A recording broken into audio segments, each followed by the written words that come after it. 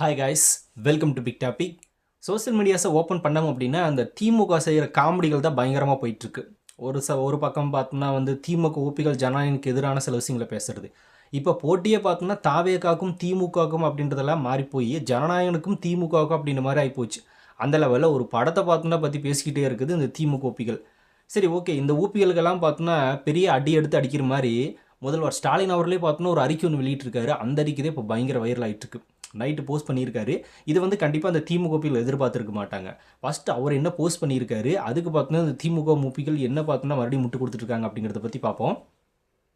ஸ்டாலின் அவர்கள் என்ன சொல்லியிருக்காரு அப்படின்னா, சிபிஐ, இடி, ஐடி வரிசையில் சென்சார் போர்டும் ஒன்றிய பாஜக அரசின் புதிய ஆயுதமாக மாறியுள்ளது, கடுமையான கண்டனங்கள் அப்படின்னு ஸ்டாலின் அவர்கள் ஒரு பதிவு ஒன்று நேற்று போட்டிருக்காரு.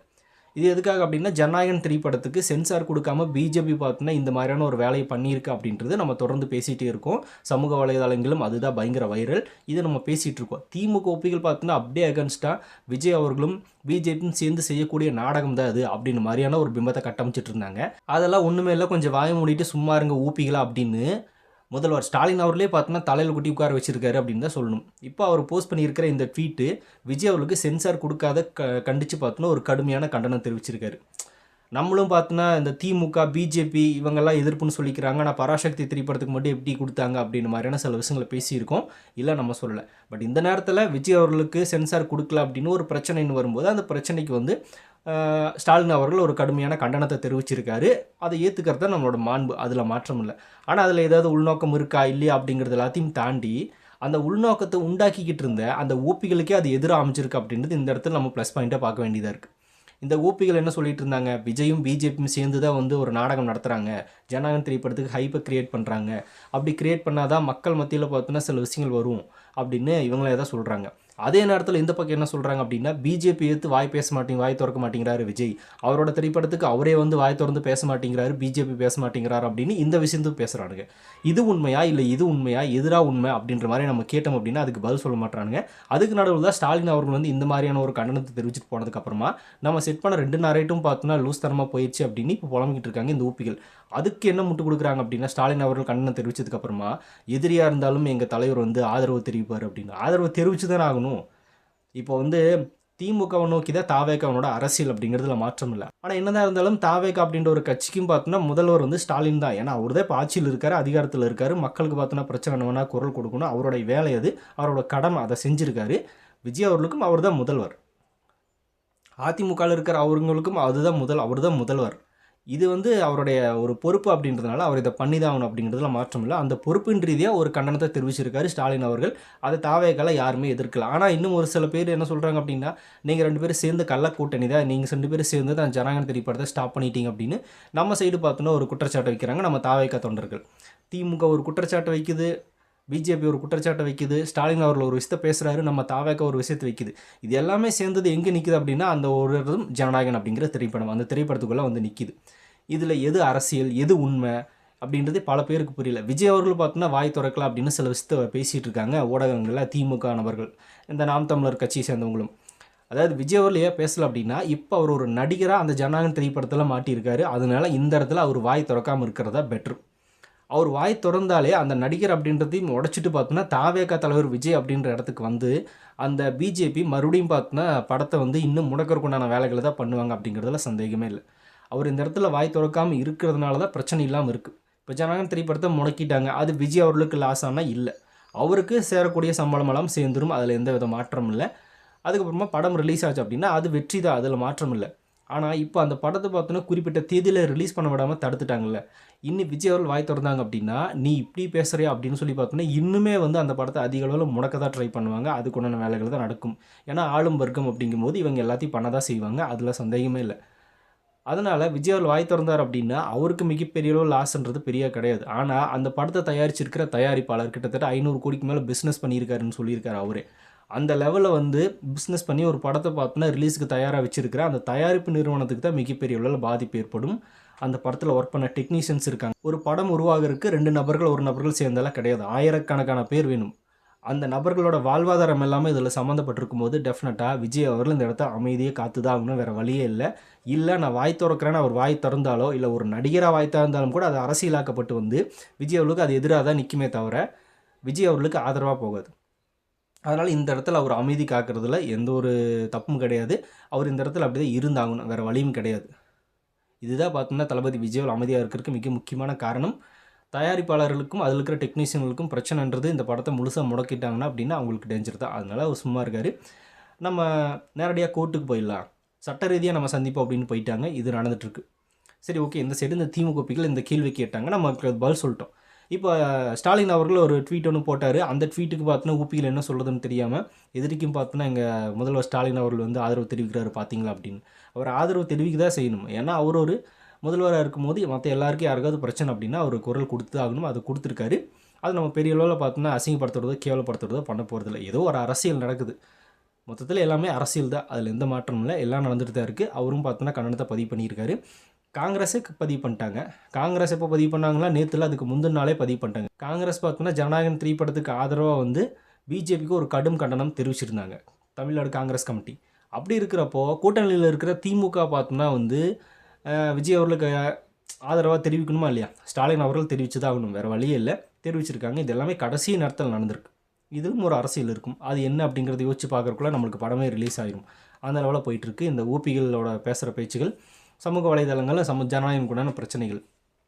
அதனால தான் நான் முன்னாடியே சொன்னேன், இது திமுகவுக்கும் தாவேக்காவுக்கும் நடக்கிற போட்டியா இல்லை திமுகவுக்கும் ஜனநாயகன் 3 படத்துக்கும் நடக்கிற போட்டியான்றதே தெரில.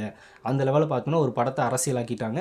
அரசியல் ரீதியாக போய் அது எங்கேயோ போய் பார்த்தோன்னா பயங்கரமான ஹைப்பில் நின்றுருக்கு, பயங்கரமான ப்ரொமோஷனில் போய் நின்றுருக்கு. எப்போ வருதோ அப்போ தான் பார்த்தோன்னா நம்மளுக்கு பொங்கல் அப்படின்ற ரேஞ்சில் ஜனநாயகன் 3 படம் நின்றுருக்கு.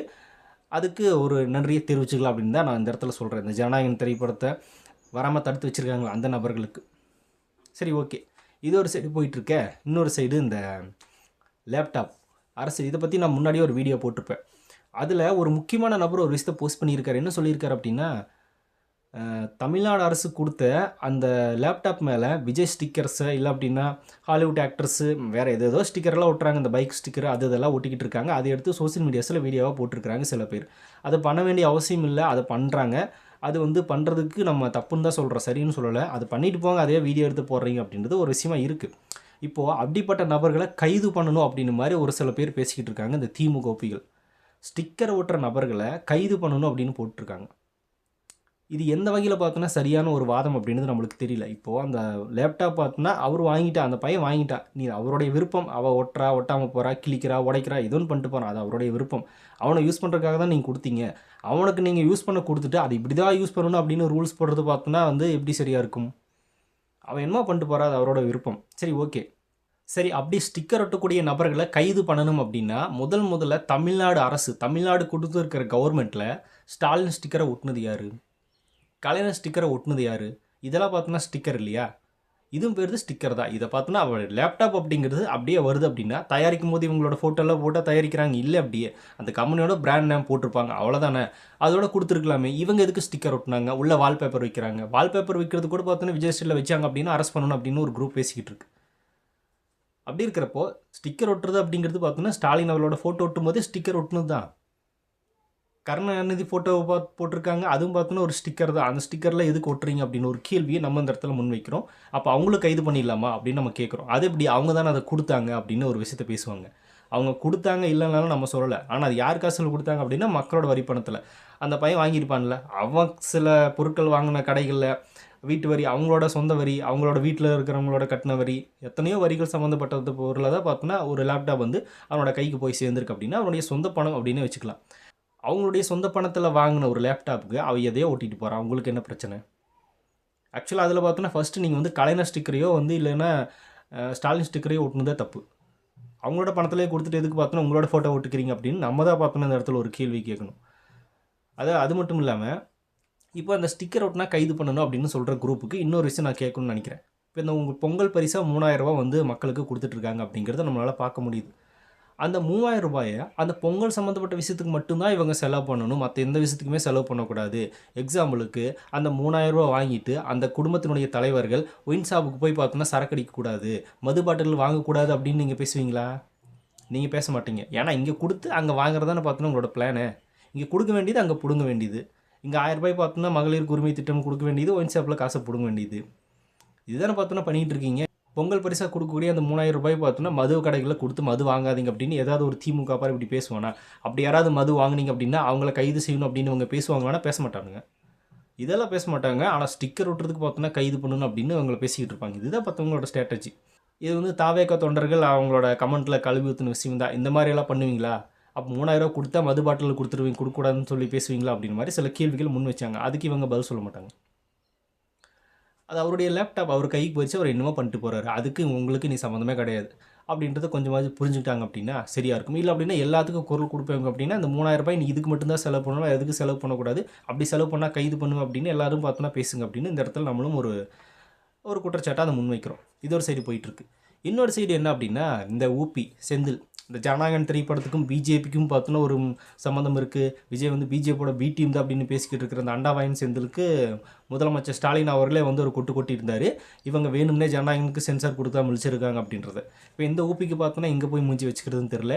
சரி, இந்த ஊபி ஒரு விஷயத்தை பண்ணியிருக்காரு. என்ன நடந்திருக்கு அப்படின்னா, நேற்று ஒரு டிபேட் ஷோக்கு பார்த்தோன்னா எந்த தொலைக்காட்சின்னு தெரியல, ஐ திங்க் நியூஸ் 18 நினைக்கிறேன், அதுக்கு போயிருக்காப்புல. அங்கே போய் பேச ஆரம்பிக்கும் போதே பாஜகவுடைய தொண்டர்கள் எல்லாருமே வந்து கத்தி கலாட்டா பண்ணி இவர் ஒருமையில் பேசிட்டாங்களாமா. அதனால் இவர் அங்கேருந்து வெளியே வந்துட்டார். வெளியே வந்துட்டார்னா கிளம்பிட்டார்னு நினச்சிருப்பீங்க. இல்லை, வெளியே ஒரு 100 பேரோட வெயிட் பண்ணிகிட்டு இருக்காரு. எதுக்கு? அந்த பாஜக தொண்டர்கள் உள்ளேருந்து வெளியே வந்தாங்க அப்படின்னா அவங்களுக்கு ஒரு பயாஸ்கோப் காட்டுறக்காக, ஒரு பயம் காட்டுறக்காக. விஜய சினிமா டைலாக் பேசுகிறாரு அப்படிம்பாங்க. ஆனால் சினிமா மாநிலம் பார்த்தோன்னா ஒரு குரூப்பே வெளியே கூட்டி வச்சுட்டு அவங்க வந்தாங்க அப்படின்னு ஒரு பயத்தை காட்டணும் அப்படின்னுக்காக நின்றுட்டு இருக்கேன் அப்படின்னு அவரே பேசுகிறாரு. 10 பேர் இருந்தனால தான் நீ அவ்வளோ தைரியமாக சவுண்டு விட்ட, இப்போ வெளியே வா, நாங்கள் எத்தனை பேர் இருக்க பாரு அப்படின்னு காட்டுறதுக்காக தான் நின்றுருக்கு அப்படின்னு அவரே சொல்கிறாரு. ஆனால் நாங்கள் வன்முறையிலலாம் இறங்க மாட்டோம்னு சொல்கிறாரு. கூட்டத்தை கூட்டி வச்சுக்கிட்டாராமா, அதுக்கு பேர் வன்முறை தோன்றதெல்லாம் கிடையாது. எங்களை பார்த்து பயந்துக்குவாங்க அப்படின்னு சொல்கிறது வன்முறை கிடையாது. வெளியே நின்று பார்த்தோன்னா ஒரு பயோஸ்கோப் காட்டிகிட்டு இருக்காரு, அதெல்லாம் வன்முறையே கிடையாது. ஆனால் பார்த்தோம்னா அது வந்து நாங்கள் நியாயமாக பண்ணுறோம், ஒரு ஒரு எடுத்துக்காட்டுக்காக சொல்கிறேன் அப்படின்னு மாதிரி பேசிக்கிட்டு இருக்காரு இந்த குரூப். இவருக்கு நம்ம திராவிட சித்தாந்தத்தை பல விஷயங்கள் எடுத்து வைக்கிறோம், அதனால் வந்து அங்கே நிறைய பேருக்கு பதில் சொல்ல முடியாமல் இந்த மாதிரி பேசுகிறாங்க அப்படின்னு இவர் சொல்கிறாரு. ஆக்சுவலாக அந்த மாதிரி திராவிட சிந்தனையாளர்ன்றதெல்லாம் ஒரு சைடு வச்சாலும் இவரை ஒருமையில் திட்டாங்க. என்ன ஒருமையில் திட்டாங்கப்பா, என்ன ஒருமையில் திட்டாங்க, என்னை கேவலப்படுத்துகிறாங்க, அசிங்கப்படுத்துகிறாங்க, தனியாக போனதுனால தான் அவரை பண்ணாங்க, இப்போ பாரு எவ்வளோ பேர் வந்திருக்காங்க பாருங்க அப்படின்னு ஒரு பயாஸ்கோப் இவருக்கு பார்த்தோன்னா இவரோட சுயமரியாதை அந்த இடத்துல இழந்துட்டார். அதனால் என்னோட சுயமரியாதை காப்பாற்றணும் அப்படின்னுக்காக ஒரு குரூப் நிற்க வச்சுக்கிட்டு இதில் திராவிடத்து மேலே பழி போடுறது, அங்கேயும் பார்த்தோன்னா ஒரு அரசியல் பண்ணுறது. பயந்துட்டு பார்த்தோன்னா வெளியே வந்துட்டேன், வெளியே கூட்டுறதுனால பார்த்தோன்னா இந்த கிரி திரைப்படத்தில் வடிவேலு அவர்கள் ஃபோன் பேசிகிட்டு இருக்கும்போது அர்ஜுன் வருவார். அவர் நீ எத்தனை பேர் இருந்தாலும் ஒரு லாரி பேர் இருந்தாலும் கூப்பிட்டு வாடா வாடா நீ அப்படின்னு கூப்பிடுவார். திடீர்னு அர்ஜுன் பார்த்தோன்னா நான் கிளம்புற போது வாங்கிட்டுருவார். என்னது கிளம்புறியா, நீ இருக்கிற தைரியத்தில் தப்பா அதெல்லாம் பேசினேன் அப்படின்னு வெளியே பயந்துட்டு வெளியே வந்திருக்காரு. வெளியே வந்தோடனே ஒரு 100 பேரை பார்த்தோன்னே ஓகே வடிவேலு ஞாபகம் வந்துருச்சு. உடனே அவங்க பார்த்து நின்றுட்டு பார்த்தோன்னா அப்படியே ஒரு பில்டப் கொடுக்குறாரு, வெளியே வீடியோ வேறு போடுறாரு. அந்த லெவலில் பயந்துட்டு வெளியே வந்துட்டு இவர் பார்த்தோன்னா இப்போ பேசுகிற டைலாக் என்னவா டைலாக்காக இருக்குது. சரி, ஓகே, இதில் பிஜேபி நபர்கள் அந்த மாதிரி ஒருமையில் பேசியிருந்தாலோ திட்டியிருந்தாலோ பார்த்தோன்னா கடும் கண்டனம் தான், இல்லைன்னு சொல்ல, நம்மளும் எதிர்ப்பை தெரிவிக்கிறோம், அதில் தப்பு இல்லை. ஆனால் இதை வந்து பாஜக சேர்ந்த நபர்கள் மட்டும்தான் பண்ணுறாங்களான்னா இல்லை. நிறையா டிபேட் ஷோவில் இந்த திமுக நபர்களே எதிர்கட்சியில் பிஜேபி நபர்களையும் திட்டியிருக்காங்க, தாவேகா நபர்களையும் திட்டியிருக்காங்க. இப்போ ரமேஷ் அவர்கள் இருக்கார்ல தாவேகா சேர்ந்த நபர், அவர் ஸ்டேஜில் பேசிக்கிட்டு இருக்கும்போது கீழே இருந்து திமுகவினரெல்லாம் பயங்கரமான கூச்சல், பயங்கரமாக திட்டுறாங்க. அப்போ அதெல்லாம் பார்த்தோன்னா இடையில புகுந்து அவரை திட்டுறதுல வராதா? அதுக்கெல்லாம் பார்த்தோன்னே அந்த செந்தில் பதில் சொல்லலை, அப்பயே அமைதியாகவே இருந்தார். இந்த திமுக சேர்ந்த கும்பல் பார்த்தோன்னா அட்ராசிட்டி பண்ணலாம் அதுக்குள்ளேயே, அதை வந்து இவர் கண்டனம் தெரிவிக்க மாட்டார், பேச மாட்டார், தடுத்து நிறுத்துறாரு, எங்களை பேச விடாமல் தடுத்து நிறுத்துறாங்க அப்படின்னு இங்கே வந்து பேசுகிறவர், அங்கே மற்ற நபர்கள் பேசும்போது இந்த மாதிரி ஆர்ப்பாட்டம் பண்ணாதீங்க, கத்தாதீங்க, கலாட்டா பண்ணாதீங்க, திட்டாதீங்க, அமைதியாக உட்காருங்க அப்படின்னு ஏன் அப்போ பேசவே இல்லை? இவருக்கு நடந்தால் அது அநீதி, மற்றவங்களுக்கு நடந்தால் பார்த்தோன்னா அது ஒன்றுமே இல்லை. நாங்கள் திமுக பார்த்தியா, எங்கள் பசங்க எங்கே இருக்காங்க, எங்கள் ஊப்பிகள் எங்கெல்லாம் இருக்காங்க பாருங்க அப்படின்னு அதுக்கு ஃபயர் விட்டுக்குவாங்க. இவரை எடுத்து பேசுனா மட்டும் பார்த்தோன்னா அது அநீதி, வேறு என்னமோ பேர் வச்சுக்கிறாங்க. அது மாதிரி பண்ணிகிட்டு இருக்காரு இந்த திமுகவோட அண்டாவாயன் உடன்பிறப்பு. அவ்வளோதான், வேறு ஒன்றுமே கிடையாது. பத்திரிக்கையாளர்னு சொல்லிக்குவாங்க, அது வேறு விஷயம். சரி, இதுக்கு நடுவில் பிஜேபிக்காரங்க சத்தம் போட்டாங்க, உன்னை திட்டினாங்க, பேசினா பேசிட்டு போ. அதுக்கு நடுவில் பார்த்தோன்னா தாவேகா தற்கொலைகள் ஒரு 10 பேர் அப்படின்னு பார்த்தோன்னா உள்ளே பேசுகிறாரு. அங்கே யாருமே தாவேகா சொந்த நபர்கள் அதை பற்றி பேசவே இல்லைன்றது அந்த டிபேட்டில் கலந்துக்கிட்ட பல பேர் பார்த்தோன்னா சோசியல் மீடியாஸில் தங்களோட கருத்துக்களை முன் வச்சுருக்காங்க. அப்படி யாருமே தாவேகா சேர்ந்தவங்க பேசலை அப்படின்னு. இங்கே வந்து தாவேகா தற்கொலைகளும் சேர்ந்து அப்படின்னு ஒரு தற்கொலைத்தனமான விஷயத்தை பேதி பண்ணுற அந்த அண்டாவாயன் செந்தில். சரி, அதெல்லாம் இருக்கட்டும். வந்து வெளியே சொல்கிறாரு, என்ன சொல்கிறார் அப்படின்னா, நான் வந்து மற்ற கட்சியாக இருந்தாலும் மரியாதையாக தான் பேசுவேன், மரியாதை இல்லாமல் பேச மாட்டேன், பல தரவுகளோட பேசுவேன், ஆதாரத்தோட தான் பேசுவேன் அப்படின்னு பேசியிருக்காரு. அது உருட்டு, அது வேறு விஷயம். உருட்டுதெல்லாம் பார்த்தோன்னா ஒரு ஆதாரம் எடுத்துகிட்டு வந்து உருட்டுவார். அப்புறம் மற்ற கட்சினா நான் மரியாதையாக பேசுவேன் அப்படின்னு அதே வீடியோவில் சொல்கிறாரு. ஆனால் கொஞ்ச நேரத்தில் பார்த்தோன்னா தாவேக தற்கொலைகள் அப்படின்னு மரியாதை இல்லாமல் அங்கே இருக்கிற சில பேரை பார்த்தோன்னா ஒருமையில திட்டுறாரு. இது என்ன மாதிரியான ஒரு மாண்பு, இது என்ன மாதிரியான ஒரு மரியாதை? இவர் தான் பார்த்தோன்னா மற்ற கட்சியில் இருக்கிற நபரில் மரியாதையாக பேசுகிறவரா? பேசி முடிச்சுட்டு அதுக்கப்புறம் ஒரு 2 நிமிஷம் கூட ஆகல, அதுக்குள்ளே தாவேக தற்கொலைகள் அப்படின்னு மரியாதை இல்லாத ஒரு வார்த்தை பயன்படுத்துகிறாரு. இவர் எப்படி பார்த்தோன்னா மற்ற கட்சிகளுக்கு மரியாதை கொடுக்குறேன்னு வாயிலே பேசுகிறாருன்றது நம்மளுக்கு தெரியல. அந்த இடத்துல மரியாதை இல்லாமல் பேசின அந்த தாவேக தற்கொலை அப்படின்னு பேசின அந்த அண்டாவாயன் சிந்தில் கேனா பூனாவும் மூணா கூனாவோன்னு கேட்குறதுக்கு நமக்கு ரொம்ப நேரம் ஆகாது. கேன புண்ணாக்கு முட்டா குரங்கு அப்படின்னு நம்மளுக்கு கேட்குறக்கு ரொம்ப நேரம் ஆகாது. நீங்கள் ஏதாவது வேறு அர்த்தம் நினச்சிக்க போகிறீங்க. அந்த மாதிரி கேட்குறக்கு ரொம்ப நேரம் ஆகாது. இவர் பார்த்தோன்னா ஆபாசமாக அசிங்கமாக பேசுவார் அப்படின்னா நம்மளும் அந்த மாதிரி தான் பேசுவோமானா இல்லை நம்மளுக்கு அது தெரியாது. வெளியே வந்து எல்லாத்தையும் பேசி முடிச்சுட்டு நவர் பார்த்தோன்னா கிளம்பிடுவார்னு நினச்சா லாஸ்ட்டில் ஒரு கோஷம் ஒன்று போட்டார் பாருங்க. அந்த கோஷத்தில் தான் முடிவு பண்ணேன். திமுகவோட முரட்டு முட்டு அண்டாவாயன் அப்படின்றது இவரே ஒத்துக்கிட்டார். வெளியே வந்து எங்களெல்லாம் பார்த்துட்டு நாங்கள் ஒரு கோஷம் போட்டுட்டு கிளம்ப போகிறோம் அப்படின்னு வேறு சொல்கிறார். கோஷம் போகிறதுக்காக அங்கே வந்து நின்றுருக்கேன் அப்படின்னு. அந்த 100 பேர் அப்படி யார் அப்படின்னா இவர் பேசுகிறத பார்க்க வந்த திமுகவோட தொண்டர்கள் அப்படின்னு சொல்லிக்கிறாரு. அது உண்மையா இல்லை இவரை எங்கேயாவது ஆள் செட் பண்ணி கூட்டிகிட்டு வந்தாரா, சேகர் பாபு அனுப்பிச்சி விட்டாரா, அன்பில் மகேசனை அனுப்பிச்சி விட்டாரா அப்படின்ற மாதிரி நம்ம பசங்க சில கேள்விகளை கேட்டிருக்காங்க. சரி ஓகே, அவங்கள நம்ம பேச விரும்பல. ஆனால் அந்த 100 பேர் நின்றதுனால வெளியே நின்று பார்த்தோன்னா தைரியமாக அந்த உள்ளே இருக்கிற 10 பேர் எதுக்கிறதுக்காக வெளியே நின்றுருக்காரு தைரியமாக வடிவேல் மாதிரி. அவங்க ஒரு கோஷம் ஒன்று போடுறாங்க. என்ன கோஷம்னா வெல்லட்டும் வெல்லட்டும் திராவிடம் வெல்லட்டும் அப்படின்னு போடுறாரு. இந்த இடத்துல தான் மாட்டினியா நீ?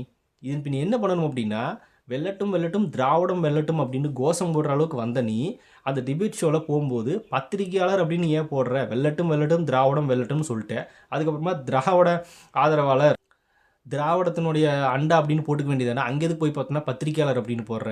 பத்திரிகையாளருக்கு உனக்கு ஃபஸ்ட்டு என்ன சம்பந்தம்? பத்திரிகையாளர்னா என்னென்னு தெரியும் அப்படின்னு பல வீடியோக்கள் நான் கேட்டேன். பத்திரிகையாளர்னு என்ன தெரியாத ஒரு நபர் பார்த்தோன்னா பத்திரிகையாளர் அப்படின்னு தன்னை அடையாளப்படுத்திக்கிறாரு. திமுகவோட அண்டாவாயின். இவர் சொன்ன மாதிரி இவர் திமுகவோட அண்டாவாயின் தான், அதில் மாற்றமே இல்லை. இங்கே வெல்லட்டும் வெல்லட்டும் திராவிடம் வெல்லட்டும் அப்படின்றாரு.